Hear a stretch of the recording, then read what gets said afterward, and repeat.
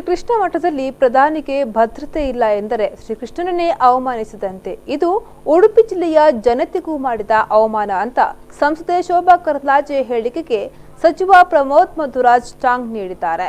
ಉಡುಪಿಯಲ್ಲಿ ಮತಯಾಚನೆ ಸಂದರ್ಭ ಮಾಧ್ಯಮಗಾರರ ಜೊತೆ ಮಾತನಾಡಿದ ಸಚಿವರು, ಕಾನೂನು ಸುವ್ಯವಸ್ಥೆಯಲ್ಲಿ ಉಡುಪಿ ಜಿಲ್ಲೆ ರಾಜ್ಯದಲ್ಲಿಯೇ ನಂಬರ್ 1 ಸ್ಥಾನದಲ್ಲಿದೆ. ಈ ಬಗ್ಗೆ ಲೋಕಸಭಾ ಸದಸ್ಯರು ಹೆಮ್ಮೆ ಪಡಬೇಕು. ಅದು ಬಿಟ್ಟು ಈ ರೀತಿ ಹೇಳಿಕೆ ನೀಡುವುದು ಸರಿಯಲ್ಲ ಎಂದರು.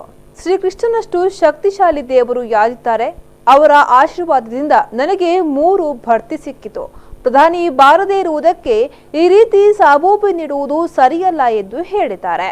ಈ ಮೊದಲು ಬಿಜೆಪಿಯವರು ಸಿದ್ದರಾಮಯ್ಯ ಮಠಕ್ಕೆ ಬಂದಿಲ್ಲ ಎಂದು ಬೊಬ್ಬೆ ಹಾಕುತ್ತಿದ್ರು. ಆದರೆ ಪ್ರಧಾನಮಂತ್ರಿ ಬರುವುದಿಲ್ಲ ಎಂದು ಗೊತ್ತಾದ ಮೇಲೂ ನಾಟಕ ಮಾಡಿದ್ದು ಯಾಕೆ? ಪೂಜೆ ಸ್ಥಗಿತ ಮಾಡಿ ಭಕ್ತರನ್ನ ತಡೆದಿದ್ಯಾಕೆ? ಪ್ರಧಾನಿ ಭೇಟಿ ನೀಡ್ತಾರೆ ಅಂತ ಸುಳ್ಳು ಸುದ್ದಿ ಹಬ್ಬಿಸಿದ್ದೇಕೆ ಎಂದು ಹೇಳಿದ್ದಾರೆ.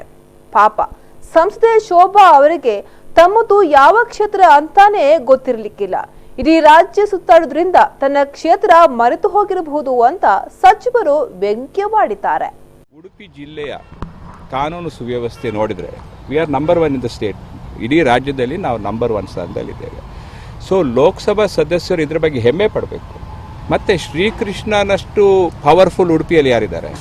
ಶ್ರೀಕೃಷ್ಣ ದೇವರಿಗಿಂತ ಶಕ್ತಿಶಾಲಿ ಉಡುಪಿಯಲ್ಲಿ ಯಾರಿದ್ದಾರೆ? ನಾನು ಪ್ರಮಾಣ ವಚನ ಸ್ವೀಕಾರ ಮಾಡಿದ್ದು ಉಡುಪಿ ಶ್ರೀಕೃಷ್ಣ ಮತ್ತು ಮುಖ್ಯಪ್ರಾಣರ ಹೆಸರಲ್ಲಿ MLA ಆಗಿ ಪ್ರಮಾಣ ವಚನ ಸ್ವೀಕಾರ ಮಾಡಿದ್ರಿಂದ ನನಗೆ 3 ಬಡ್ತಿಗಳು ಸಿಕ್ತು. ಅಷ್ಟು ಪವರ್ ಇದೆ ಶ್ರೀಕೃಷ್ಣನಿಗೆ, ಉಡುಪಿಯ ಶ್ರೀಕೃಷ್ಣ ಮುಖ್ಯಪ್ರಾಣರಿಗೆ. ಅಲ್ಲಿ ಭದ್ರತೆ, ಪ್ರಧಾನಮಂತ್ರಿಗೆ ಭದ್ರತೆ ಇಲ್ಲ ಅಂತ ಹೇಳಿದರೆ ಶ್ರೀಕೃಷ್ಣನನ್ನೇ ಅವಮಾನ ಮಾಡಿದಾಗೆ, ಉಡುಪಿ ಜಿಲ್ಲೆಯ ಜನತೆಯನ್ನು ಅವಮಾನ ಮಾಡಿದಾಗೆ. ಇಲ್ಲಿ ಸುಮ್ಮನೆ ಒಂದು ಕಿಡಿ ಹಾಕುವಂಥ ಒಂದು ಸುಳ್ಳು.